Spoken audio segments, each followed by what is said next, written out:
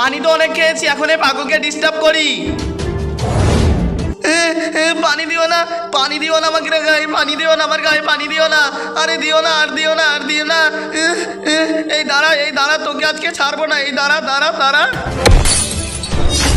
আরে এই পাগল তো কাঁচ ভেঙে দিয়েছে। আরে আমি তো গাড়ির কাঁচ ভেঙে ফেলেছি। এই পাগল, তুই আমার বাসের কাঁচ ভেঙেছিস। এই রে, বাসের মালিক চলে এসেছে, এখনই পালিয়ে যায়। কি রে, মাফ করো, মাফ করে দাও। মাফ করবো? তুই আমার এত বড় লস করে দিয়েছিস, এখন তোকে পুলিশে দিব। পুলিশে না, পুলিশে না, খুব মারে, খুব মারবে। এখন আমার এই কাজ কে ঠিক করবে? তোর বাপ। আমি কাজ করে দিচ্ছি, কাজ করবি, ঠিক আছে? আমার পুরো বাস পরিষ্কার করে দে, আমি সকালে এসে দেখবো।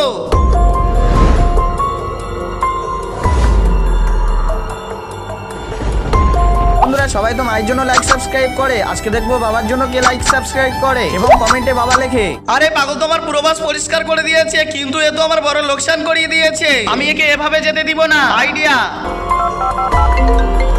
হ্যালো বস, একটি পাগল বাচ্চা আছে, আমি ওকে এখনই নিয়ে যাচ্ছি, শুধু পয়সাটা তৈরি রাখবে। পাগল বাচ্চা, ঠিক আছে, ওকে নিয়ে তুই আমার ডেরাতে চলে আয়, আমি এখানে টাকা নিয়ে অপেক্ষা করছি। ঠিক আছে, এখনই আমি ওকে নিয়ে তোমার ডেরাতে যাচ্ছি। অনেকদিন পরে একটি মক্কেল এসেছে, অনেক টাকা কামাবো। এই আমার পুরো বাস পরিষ্কার করেছিস তো?